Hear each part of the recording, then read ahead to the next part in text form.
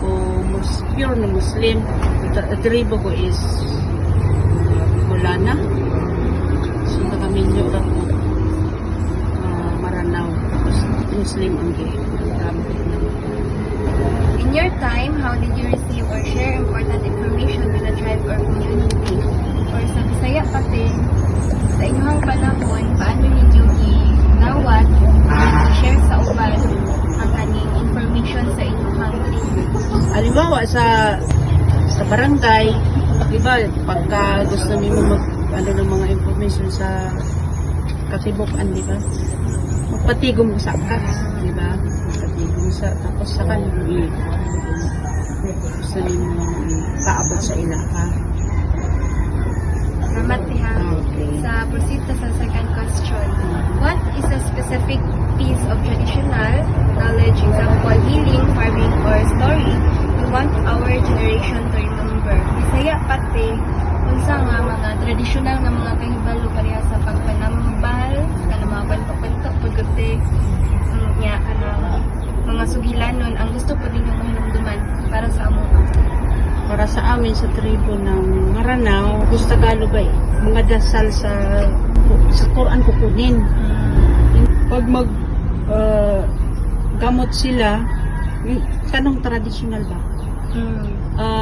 Doon kukunin sa Quran, tapos halimbawa yung isang basong tubig, dadasalan nila sa sasabihin nila sa tubig, tapos papain sa ay sa may sakit.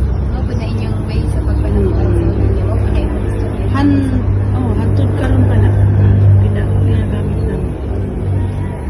Thank you, Tiha. Yeah.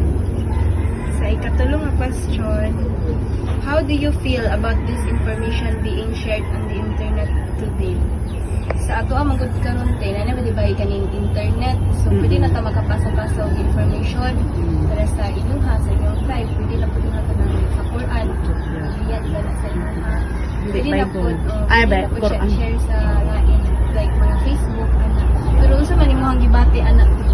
Masaya kasi syempre yung bagong generation na tututunan na nila dun sa internet, di na sila ignorante sa pinanggalingan namin kasi nandun na lahat so magkakaroon na kayo ng idea kung ano yung pinanggalingan namin.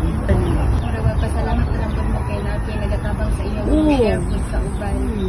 So dili na ta sa last question Tiha. What makes our community's ways of sharing information different from the news we see on TV? Kung sa Bisaya pati, unsa ang kalainan sa paagi sa pagpaamlit og impormasyon sa inyong komunidad kumpara sa mga balita nga atong matanaw sa television karon. Kumbaga unsa ang kalainan sa kanang paghatag og information din sa mga makita nato sa TV ug sa inyong paghatag og information sa Kalahian is pag naghahatag kami information is actual